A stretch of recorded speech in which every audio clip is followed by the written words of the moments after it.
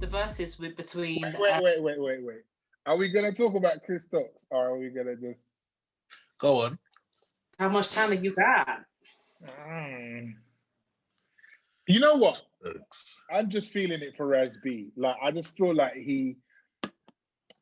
obviously I'm just my opinion is from afar, like the bits that I see of him when I see of him. Yeah, I 100% believe him. I 100% believe him. You know why? Because there's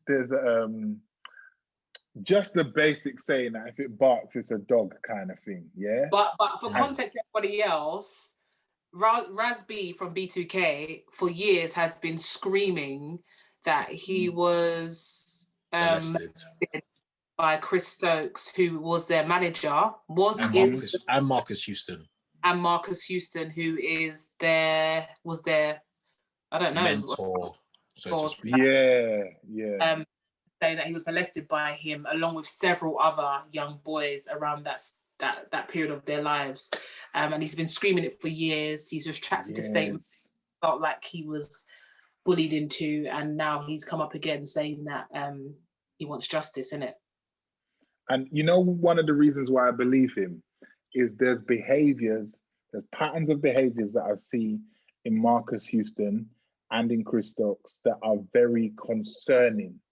So, and I'm not against people finding love however they find it, in whatever age, whatever color, whatever gender. That's all good. But there's certain things, like Marcus Houston has married someone. Marcus Houston is what? He's older than, he's what, 40 something, 40? And he's married someone that's what, 19? So when was you courting? This is what I'm saying. This is mad. Like, you're literally, you could be her dad. Like, and that behavior, and it's not the first time. It's not the first time he's been with someone that is like a lot younger than him. And things like that, just those behaviors have a bit of a red flag. So when Raz B is saying what he's saying, it's not now very hard for me to not believe to believe what he's saying. So and the way he's had vim about it for so many years, and I'm not a psychologist. Do you know what I mean? I wouldn't say I've had a lot of experience with abuse and like within sort of friends, family, and people that I've known. But there's behaviors that he's displaying, Raz B, that definitely show there's been some trauma, and he hasn't had any sort of what's the word? Like closure. Like, there's never going to be closure for him, but there's no closure. There's no way that there's been no justice, and that's probably not the best word to use. And you can see that in his behavior every time he brings it up, and it's heartbreaking to watch. Here's my thing. Go on. Here's my thing. Marcus Houston, defends himself from a standpoint of every time I've got something going on, he speaks up or whatever. And when I got a movie coming out, album coming out, when I'm doing anything, when I'm on TV, he speaks out, and it's a publicity stunt.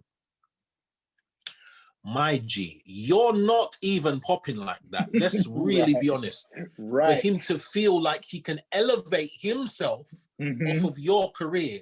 If he was going to do that with anyone, it would be a Marion. He doesn't speak about how Marion was sucking dicks and he was the first one to get his batty, this, that, whatever. He focuses on, why would he target you, bro? Right. You're not someone who he can get anything from, bro. Benefit from, right. That's true. It's true. It's true. And it's all lies, but like, bro, like, it's just your position and how people view you. Yeah, man. It doesn't bode well. Nope. Because he's got nothing to gain by just lying about that particular thing. For so many years. Do you believe him, Jermaine? Like Omarion said, I believe something happened to him. I Did believe something Omarion say that? Yeah. Did Omarion say that? Wow. Omarion was like, Omarion said how he deals with certain situations and the way he expresses that, something happened. Do you get me? You know what was interesting? I saw the other day. Is it Orion, Omarion's brother? Yeah, brother. Yeah. Everyone says that he's the one who just doesn't mince his words and is very honest. And he posted a picture of him and his daughter, Orion, and his daughter with Janae. His daughter that he has with Janae. And Chris Stokes commented and said, "Oh, beautiful," or something, family. And he replied in capital letters, "Take the polygraphs," because they're trying to get him to take a lie detector test, isn't it? And he replied, "Take the polygraph." So basically, it's like, if you're so innocent, yeah, take the polygraph, bro. Yeah, take the lie detector, because you know that you fell. But also there was another piece of footage that I saw that, you know, when Raz B was calling people and he was recording it and like putting a news strip or whatever, and he spoke to Chris Stokes, and Chris Stokes said, "I'm not that guy anymore. Like, if you met me now, right, I wouldn't be doing that stuff no more." Which, if you know, if you got common sense, read between the lines. There's no lines to read. It's anymore. I'm not that guy anymore. It says what it says. Yeah. And the thing is, it's just mad. It's just mad. It makes me very grateful that you know, outside of coming from a boy band situation, there was just no madness in the foundation of my group. Do you get me? Like, and it lets, like, you look at something that's so bright and shiny and looks like you just want to be that, and you don't know this is it, what is going on. And that's what Cherry was talking about with those American dons, is the minute that they build you up, it don't matter like who you are, male, female, black, white, whatever. When it's time for them to cash in, that's it. And that's imagine as a parent, like, you send your pitney your big record deal to go boot camp and live with this guy in his house, and then you come back and years later you hear this shit. Not me, Aya. Sorry, darling. Heads would lick off. Listen, someone was saying that there should be a surviving Chris Stokes, the backside. Yeah. There's like a YouTube series that someone's compiled themselves calling Surviving Chris Stokes. Like, is it? All the clips and stuff like that, all the interviews they put it together. It's so funny because I was watching some of it just yesterday. I think Raz B came up on my homepage on YouTube. So it's so funny that you said Chris Stokes today. Or did I bring up Chris Stokes because it was so fresh in my mind? Yeah, you said Chris Stokes. He, it's mad. It's absolutely mad. But thankfully, I don't you know what? The last thing I'm going to say about it, and then I'm done. It just jars me that men and women can be predators. Let's not forget that. Yeah. Move through the world so easily. Like there are not people around that twig or have some sort of inkling or see certain behaviors, and things go on for so long. It just jars me that how do they continue to operate for so many years with so many victims? It just feels like there's got to be enablers, and that sends me, man. Especially when they got a bit of power and a bit of clout. There's loads. If they put someone on payroll to be their enabler, you'd be surprised at people that would just zip their lip and carry on. Sends me. Yeah. But yeah, that's absolutely me on that one, man. But yeah, Keisha Cole and that. So what? You know what? I haven't seen it, so you might have to get me up to speed. But I've seen the bands, so I can kind of piece it together. Well, I haven't seen the bands, and I just took my time to watch it. If I'm speaking authentically, I can't remember the last verses that I watched. I feel like it might have been like, bloody hell, ages, early lockdown. The one that I really cared about and paid attention to was, I feel like the T-Pain and Little John and John Tate Austin and Neo and stuff like that. That's when I was like marking down, okay, this song against this song and blah, blah. That's when I was in that bag. But then it all just came at the world so much and so quickly that I just ran for the hills. I was just like, it just became so much to keep up with. And because they're so long, what am I talking about? Brandy and Monica obviously is the last one I watched. Right. That's the last one I cared about and gave a damn about, and was like song for song and watching mannerisms and watching the shade and was here for all of it. That's the last one. But I haven't really been on Verzuz. So like yourself, I hadn't seen it at the time. And I even tweeted, I was like, can I be asked for us as well in the UK? We have to stay up and all these things, and it takes us to 3 o'clock in the morning, and it's mad. So I had to catch up today, and when I watched it, it was just like, first of all, both of their energies is completely different, right? Ashanti, first of all, Keisha Cole was late, so Ashanti was there having to entertain the world by herself with her DJ. Wait, so she was holding it down. Was late. How late was she? She was like an hour late. No way, yeah. Ashanti was holding it down. Like, so Ashanti was there with her DJ, play this one, play that one, or whatever. I didn't see that part because YouTube didn't show that part. No. But even when Keisha Cole come, she was like, yeah, bro, when you see that attitude, yeah, you know, like when someone's late, yeah, and they don't want you to mention that they're late, so they act angry as if to say, leave me alone. Leave me alone. A choreographer who used to do that all the time. Shout out to Dre, yeah. Shout out my G Dre, Flow Master, yeah. He used to come to class late and be like, y'all just get in a position. Like, what? He's from, where's he from? Where's Dre from? Chicago or something? I think he's kind of Canadian. Right. He used to come in and just tell you what to do, as if to say he's been majorly inconvenienced by being at the class that is his class and everyone's paying to be at. But anyway, she came to the Verzuz like, oh my gosh. First of all, you're not even the one that had COVID. Do you get me? So I don't like, you come, she's like, oh, cool, let's get it started. Blah, blah, blah. It's like, whoa, man, like, reset the room, as they say. Like, hey, just, first of all, on a humble tip, just be like, I'm so sorry. Like, there was no, it was so, she came in with the weight of the world on her shoulders, yeah? And it was like, she dashed down her jacket, come in, barely said hello.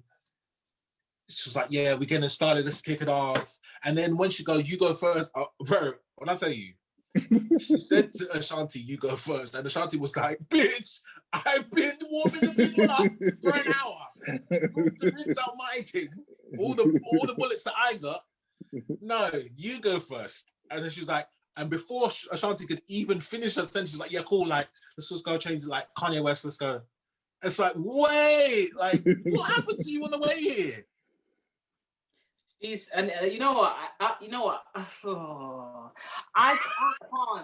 can't with Keisha Cole. Like, there's a handful I like, but I'm she's not a fave. She's not a fave for me. And I felt like it was an unfair fight because I just felt like Ashanti won before the team even started in my on so many levels. And I just felt like you're really, and to be honest, I've watched Keisha Cole in a reality show before. I can't remember what it was. It was hurting. Was it hurting? Yeah. Oh, I didn't know that. I had her mom there and all the rest of it. And all that. Huh? And her ex-husband and all that. Yeah, probably, yeah. I remember thinking to myself, like, you're really a hard one, and you're really just like rank, like generally. And so I just thought to myself, I wasn't expecting any kind of pleasantries from her, to be honest. But when I saw the time of her being late, I remember I was on Twitter hard that night. I was thinking, any hardest beans comes in and say sorry. like, oh, I'm just actually going to roll my eyes all the way back into December because I don't understand what the energy is about. And you could tell, like, Ashanti's so professional, so like game. She's such a game player in a nicest way possible. And there were certain moments which was like, she's what the wild. Fuck? Yeah. Her energy, Ashanti's energy in comparison. If you was dealing with like a Monica, do you get me? Then it would be like, okay, cool, like that's the general tone of the thing, right? But even Monica is on like a big grown woman type, respectful. Yeah, always has. Yeah, like from day. Keisha came in like she got a hit right now. Do you get me? Like that's how she came in. And this is all inconvenient to me. You guys, like, I'm too busy for this. Like, and just be like, cut the music up, turn it down. Like, can we get the blah blah? Like, it's like, what? And then you're screaming over your songs. Oh, I heard about that. And out, screaming over you, and you're out. Yeah. She's always out though. That's her default position. Exactly. And then you're screaming like you're slightly trying to scream over Shanti's songs as well. Are you all right? And it's so funny because she was the first one to be like, "Oh, I'm shook," because of like obviously Ashanti's got a long string of hits, and like to be honest, it reaffirmed my my respect level for her pen. Like, bro. Good vibes, just vibes. Just her pen is kept the flipping lights on at Murder Inc. Let's just be honest.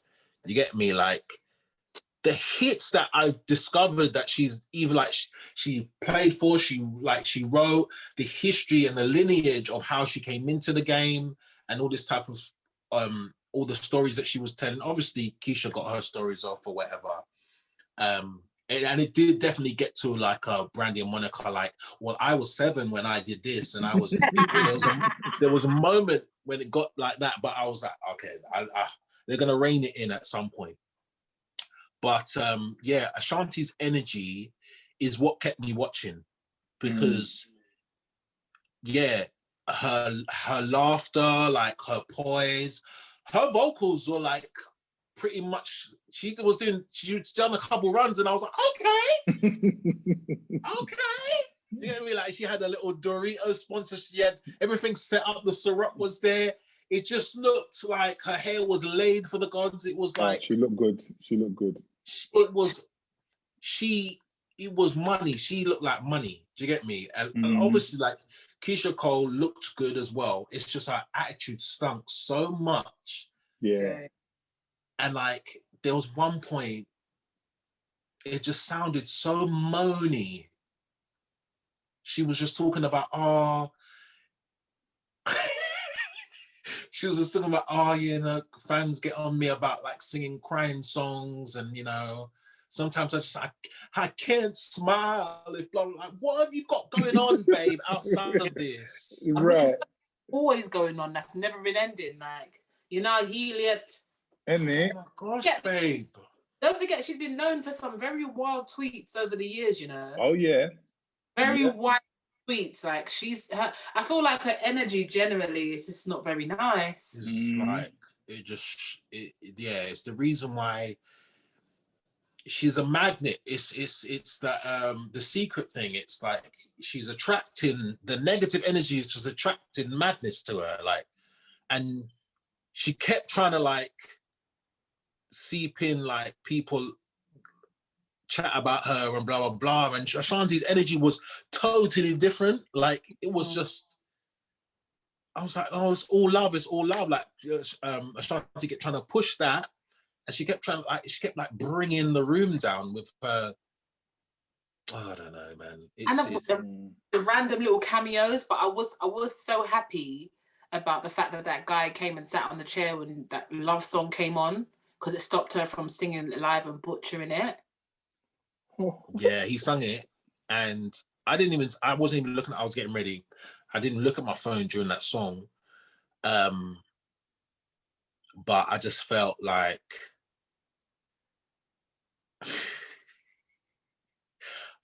even like when she suggested that Diddy was gonna come through, like, how was Diddy gonna come through when you're an hour late, babe? Like, you know what Swiss commented on the live chat.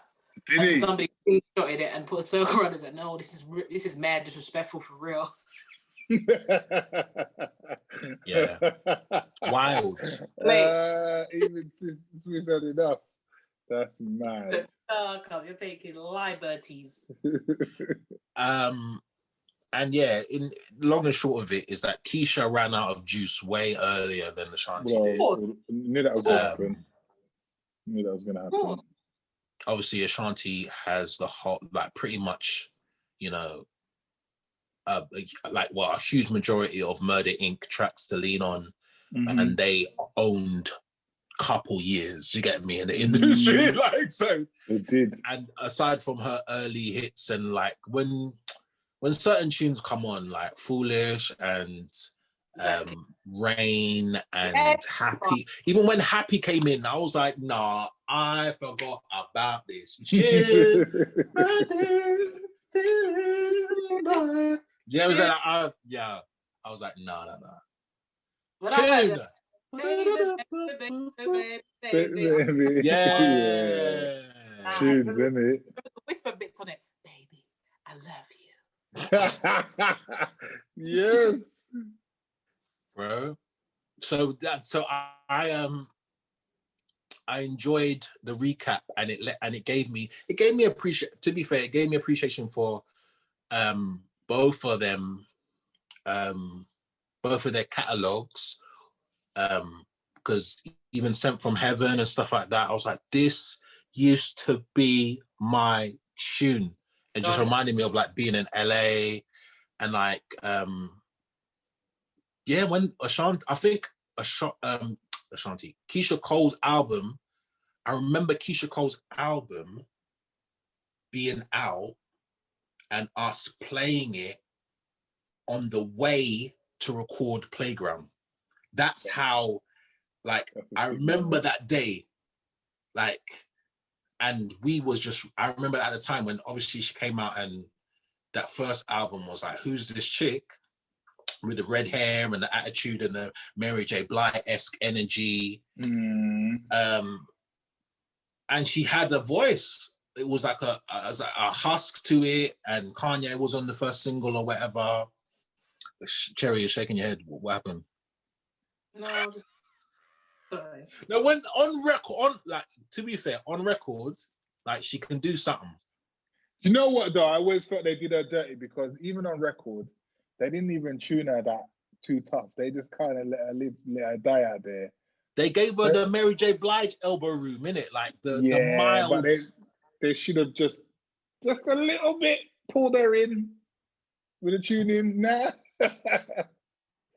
Yeah, and then live, she's always. Remember that clip that she did? Like, she went to a church on Easter Sunday. Like, artists should know. Was it a church? I thought it was a boxing match, and she sung national anthem.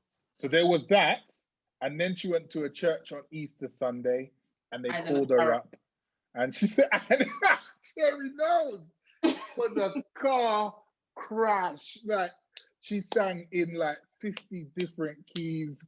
Like, from it was mad. I think that's what I'm referring to, actually. I do remember the boxing match one, but the key changes were wild.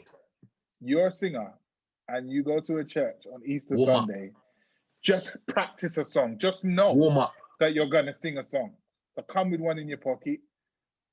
Bro, when I'm in church, understand that I'm warming up the whole time that I'm there.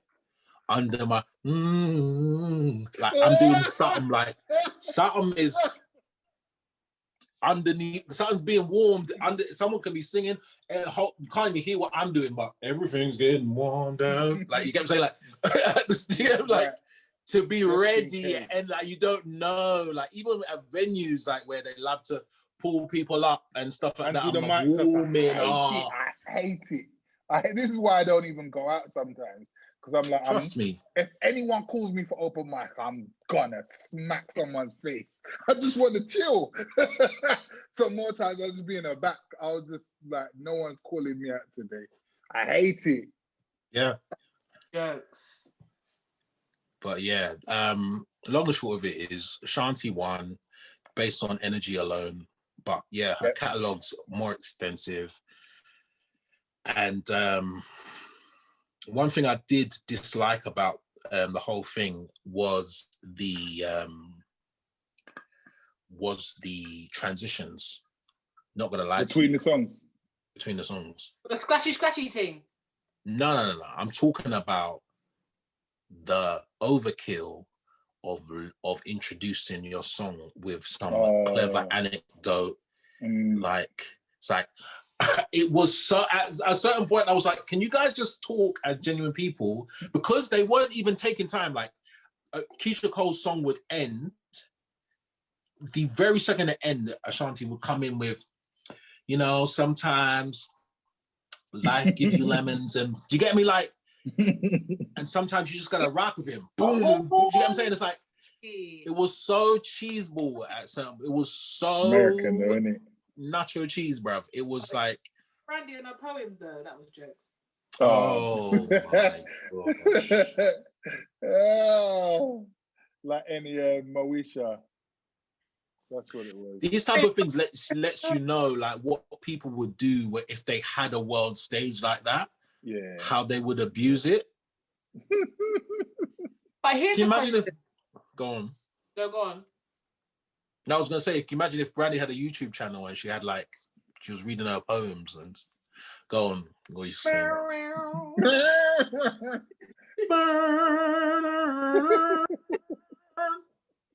Can you? Somebody asked me on Twitter that night, do you think there's anybody like past or present-ish in the UK that could do an R&B versus? And who would they be? Yeah, I would like to.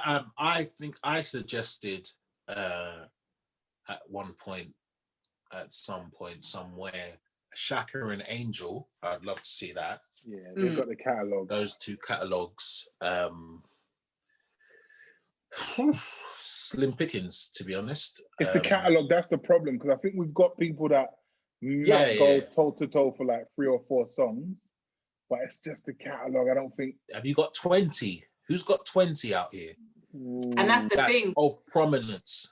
Yeah, and that's the thing, and the narrative changed after a while, because really and truly, it's not about like, it's about the catalogue, innit? And that was my response initially. Like, I don't think anybody's got the catalogue to be like, yeah, I can give you 10, even 10 smashes. This is it. Because it could be 20 releases with 10 smashes in it. But even 10 smashes in the grand scheme of things over here is difficult, isn't it? Like maybe like, I don't know, could we say Craig David? No, not even. No? 20 of them. 20 like smashes, 10 smashes. 10, yeah, 10.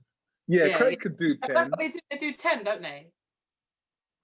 Yeah, well, it started as 10, but then it kind of just got wild. Then after Erica and Jill, where they just kind of played. No, it was always 20, bro. It was always 20. Yeah. Oh, wow. Well, 10, maybe 10 for UK. We would struggle. That's mad, isn't it? We would struggle. Because who else? Craig and who? Yeah. With the next 10 in R&B. Yeah. You got Damage, who probably I could say about 5. Damage? No. I am just Jermaine. All right, we're moving on.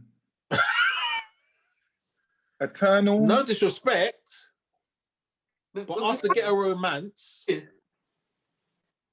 we've Eternal. Yeah, it's true, isn't it? 7 out of push. Yeah, that's the problem with catalogue. So is that the message then? Is that the message for artists, that we just need to just be working on our catalogue and building up? Get your bars up. But it's not even just about the catalogue. It's about Quality. It's the capacity or the room to have that smash consistently with that genre. That's what it is. Because you can literally have a wide, extensive catalogue, but if the doors aren't open for you to have the world stage and show that you can do have Craig David impact, which we haven't seen again since Craig really on the R&B tip. Craig David. Craig.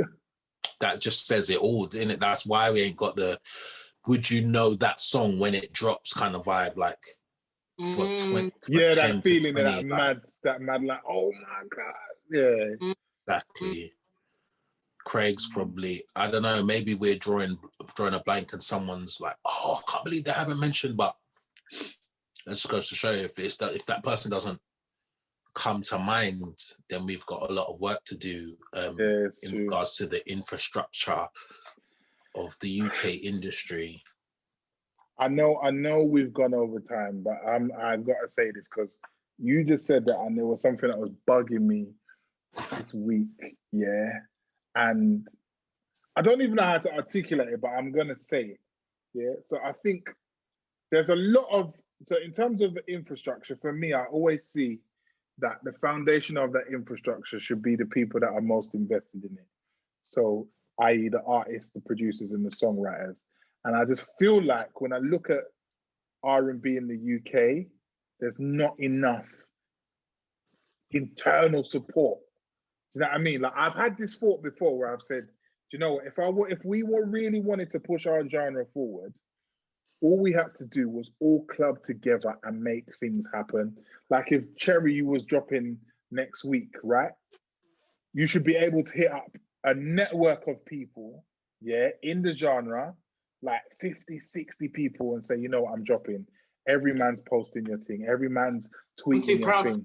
I'm not gonna lie, I'm too proud for that. I'm not gonna lie. No, but it would work. Do you see what I mean? Like when you look at like, let's just say like grime and stuff, and some of that's organic, right? But they do that very well. When Wretch drops, the entire rap scene is supporting. When do you know what I mean? When even look at now that Gets is getting ready to drop, the entire scene is supporting. Any one of us, And again, Cherry, what are you saying? I was so angry this week because I was looking at like us trying to push certain platforms, having certain slots on mainstream radio, and I just think, you know what, we just don't do enough as a community to support the community. And I've seen it time and time again. I've seen people spin up this, I've seen people spin up that, and I just feel like we're gonna complain to death and nothing's gonna happen because we're not supporting each other. Let me tell you something right now. Yeah. God, you man. I'm done. I'm done. I'm done with it because this is an age-old thing. I don't feel like I'm gonna be. I've tried, but I'm done. In terms of like supporting my fellow man, my fellow sister, right? Just with nothing to gain. No, you know what I mean. Like in terms of just like, I post what I post and that's it. But now I'm just speaking authentically. I'm not breaking my back for no one, and like, because everyone over here is either opportunists, can't see past their ego to just selflessly promote someone else's thing. This is it. And like,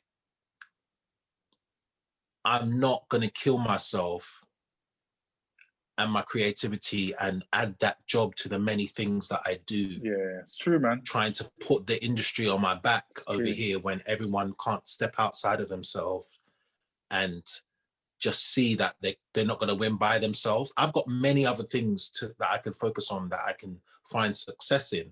So for me to try and be a savior for the scene in that sense of being like guys that's like, and you know, more power to anyone else who's got the patience and the endurance and the compassion for other people to do it. But just you're done. I'm done. You know what though? I just feel like I think it's all about the attitude towards it, because I feel like I genuinely enjoy uplifting certain types of products that I see in it. Right. Things, and I'm like, oh my God, that's so dope. I genuinely see someone pushing and I will just fling it on my stories or whatever. I genuinely have that, but I don't expect it in return. And I think what happens is people do it, or you do it, and if there is an expectation for that to be reciprocated, that's when you don't want to do it anymore. Right. So I feel like if you're gonna do it, you have to do it without the expectation of it being reciprocated. Yeah, I hear that. Right. It's just about your heart, because really and truly, if I see something, obviously I don't have 1 million followers, but if I have 16k plus followers and someone I think is dope has 1,000 or 2,000 or 3 followers, and I know that like sharing their thing on my thing may introduce them to some more people, I have no problem doing that. Especially if I think it's dope, not if someone asks me to do it. But if I think it's dope, then hell yeah, like I will do that. I do it all the time without even thinking about it. Yeah, me too. Thing, but I just think what happens is it's just like, I think it's about changing the narrative in it, because I feel like what we see with those guys, the grime guys and like the rappers and MCs and stuff, it's a genuine respect thing. It is. Like it's where either of you two will message me and say whatever you have to say about what I've released or whatever, or encourage me in whatever way, because it's a relationship genuine thing. And the problem isn't about posting, it's about the relationships. It's about forming those bonds and actually having real friendships in this thing, and not feeling like everybody is your arch nemesis. But like I said, a key part to what you said is the respect thing. Sometimes I post people's things, I don't even say thank you. And from the cloth that I'm cut from, that's not running with me. Do you get me? Like, just say thank you. Just like, no, like, I don't have to do that, bro. Like, I've recognized that you've done something amazing, that really, your creativity, what you put into it, the art that you've put out is dope.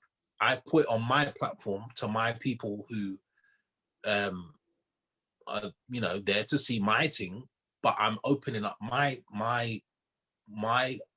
core to what you're doing. And just speaking authentically again, yeah, you can do that and not expect nothing back.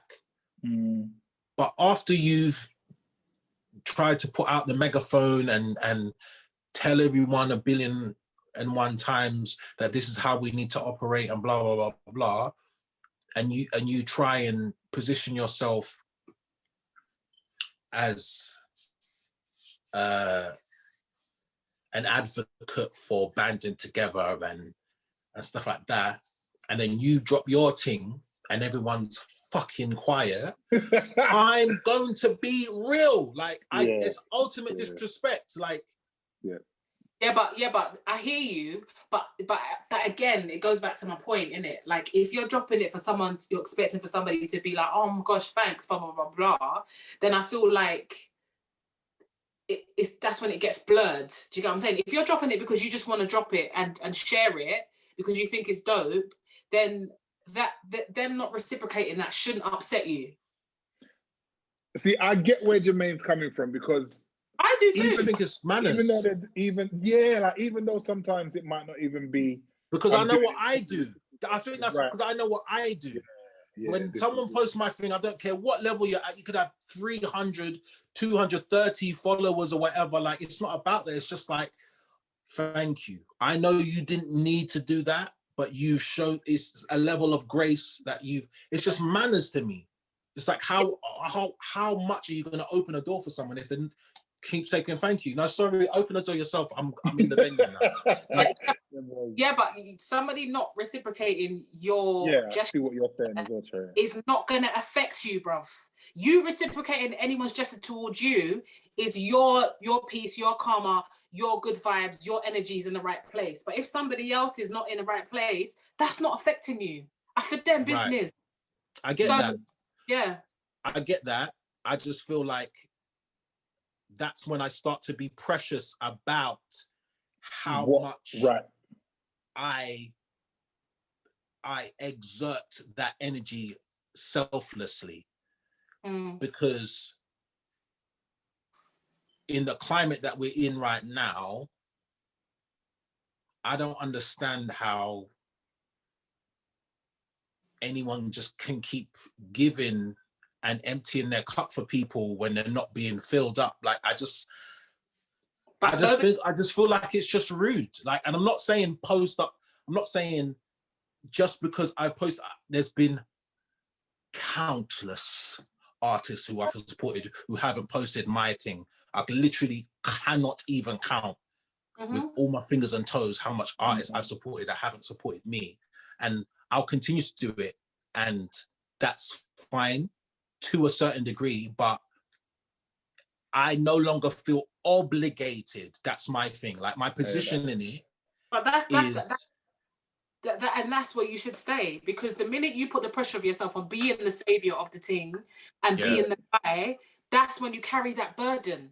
Whereas if you do what you, if you carry on and be heart led and just actually like, oh, I like this, blah blah blah. Guys, look at this. This is sick. Be inspired or be like, it brings joy to you, and you share it and move on. Then you don't carry that burden of trying to save the whole flipping R&B industry.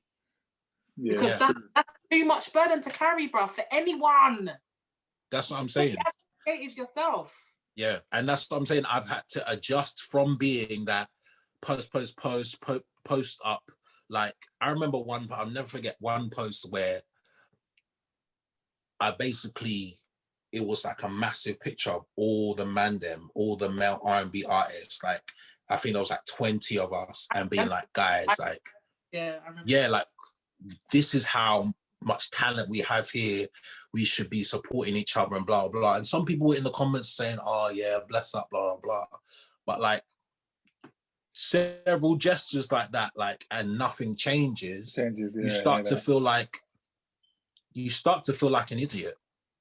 I don't think I was in that one, you know, Jermaine.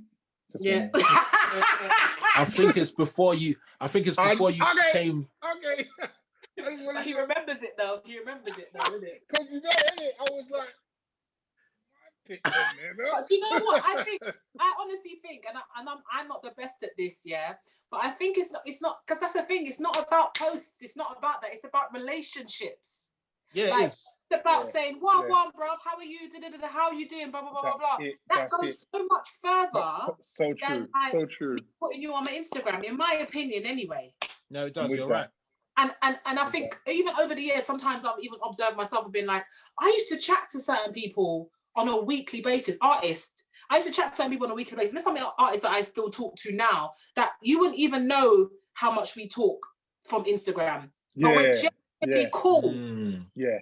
And we might slide in each other's DMs and be like, oh, yeah, you smashed it, man, blah, blah, blah, blah. And it might not even be a post, but just that love in between us, genuinely, just trumps everything else, because it's not a statement.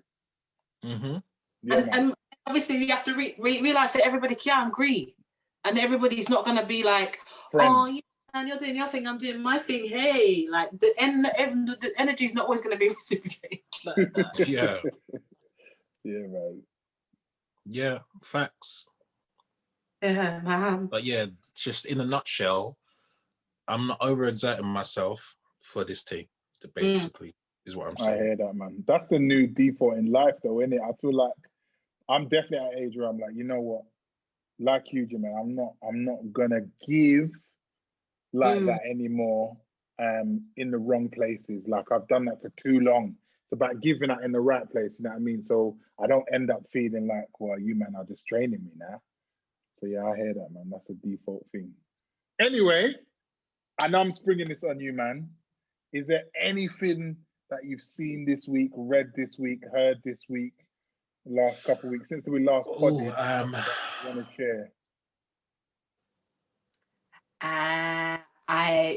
Something I'm watching that I'm so addicted to at the moment, Euphoria.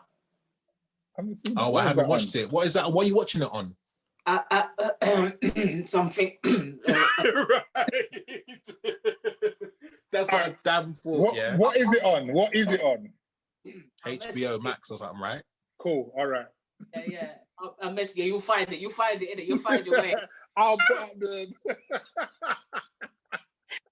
I love that show. Oh my life. Zendaya? Yeah. She is amazing. The narrative, like the narration of it, like her talking through the characters unfolding, just the fact that it's not like some happy-go-lucky thing, but it's dealing with some real issues and teens, what it's like to grow up in social media. Like, it's sick. It's sick. I love it. I love it. Sorry. No, go on. What else? You know what I've had on repeat? I had it before as a body of work, but on repeat. Kyra's California Dreaming. I was cleaning my yard the other day, and that song came up, and I was like, pull up. Yeah. Come on. Pull up again. Yeah. And obviously, Jasmine Sullivan's Price Tags, I can't stop listening to that song. The second verse always lashes me because of the flow. Like, so... Yeah, those are a few things I've been watching and listening to. What have I been? One Night in Miami. Have you seen that? Oh yeah. Oh, is it good? It is. It is so sick, man. Yeah, it is. This weekend, I watched that. Obviously, Regina King, amazing. You know, I think it's Emmy, Grammy, Oscar. I don't know which one she win, but she win all the things. Well, I think she wrote a TV show or directed it or something, and I think she got an Emmy for that or an Oscar. I can't remember which one it is, but it was a monumental moment. Do your research. Regina King is one of my favorite, next to Angela Bassett, potentially my favorite Black actress. Wicked, isn't it? Wicked. And she directed this One Night in Miami, and it's really basically good. Malcolm X, Sam Cooke, Muhammad Ali, and Joe Brown meet in a hotel room just to kind of talk about where they're all at in life, and you see basically this, like, how their stories and their lives have overlapped and how they've influenced each other. And like, it's amazing because it you know, one of Sam Cooke's biggest songs, that lashed me, you know, is essentially stemmed from the conversation that he's had with Malcolm X, and Malcolm X saying, bruv, you need to use your platform in this way. You get me? Like, and all these conversations happened, and it, you know, it kind of reflects on Muhammad Ali's ultimate decision to become, you know, part of the Nation of Islam or whatever. And yeah, it's powerful. It's powerful. Yeah, it's very powerful. That Sam Cooke storyline, and his Sam Cooke was about this music industry life, in terms of like, I know that I can just write something.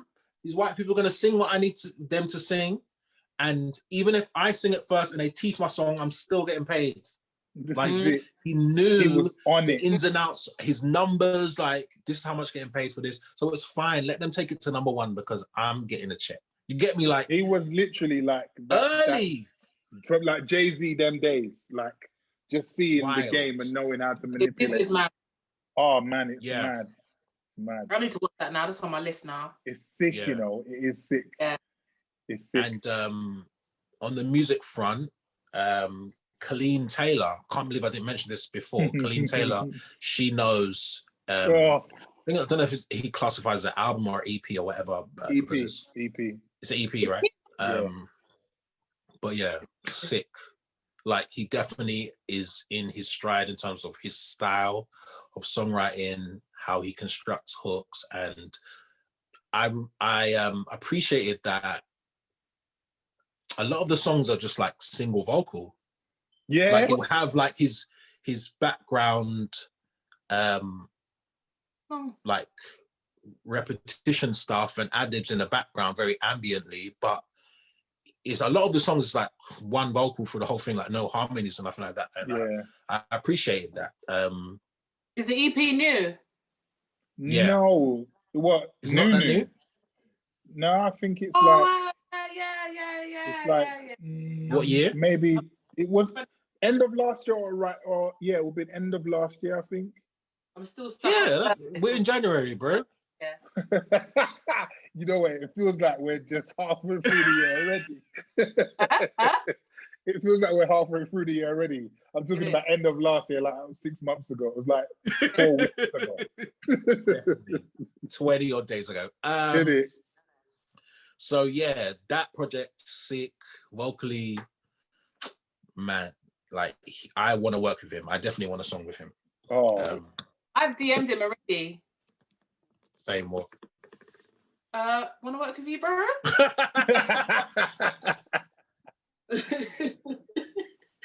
Yeah, I went to the show, went to the concert.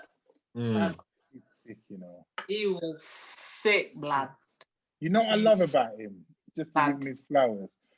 Do you see when you hear someone on record and you think there is no way you sound like that live, and then you go and see them live, and you're like, this is mad. His voice live is like, it's incredible, and there's so much emotion and feeling behind every line, every whimsical, it's like, bro, wow. Yeah, he's bad. He's bad. Wicked. He's wicked. Sick.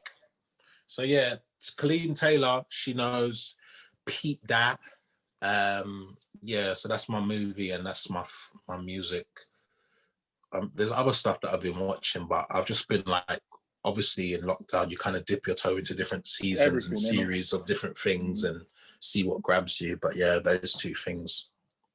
You know, I've been watching, and it's a bit of a guilty pleasure. I think it's called The Titan Games with Dwayne Johnson, The Rock, on Netflix. It's basically like Gladiators on steroids. It's the wicked. It's so fun to watch. They basically just do a bunch of tasks like speed, endurance, and all of that. And then they do like a massive gauntlet at the end. So they have like 2 guys that will go up against, and then 2 girls that will battle each other. And then they have to do this and that. But it's so fun. I enjoy it so much. I don't even know, like, it's nostalgia. Remember watching the Gladiators and you're Gladiators, like, yeah, it's that same kind of nostalgia. And then listening, I've kind of just gone back into the archives. Like, there's a lot of people that are dropping when this will drop. So in the next couple of days. So Jazz Karis has got something out. Indigo Marshall's got something out. August 12th has got something out. Shay Universe has a big tune out with Koji Radical. Oh yeah. Yeah, so there's a few people that are dropping in our scene. But I've just, you know what's mad? I've gone back to listening to gospel music for some reason. I don't know if God is telling me something. But yeah, I've just been on the Walls group, especially Daryl Walls. I don't know if it's just like what he does vocally for me is just, I've just been listening to a lot of the Walls group and Daryl Walls. But yeah, that's been me, man. Sick. Well, that was wonderful, gentlemen and gentlemen. Everyone that's watching, please like and subscribe. Like, even like drop us a comment and let us know what you want us to talk about down there and down there and down there. Follow us on Instagram, follow us on Twitter, on our Middle-Eight podcast, the Middle-Eight podcast, the Middle-Eight podcast. Ricardo. And until next time. Do, do, do, do.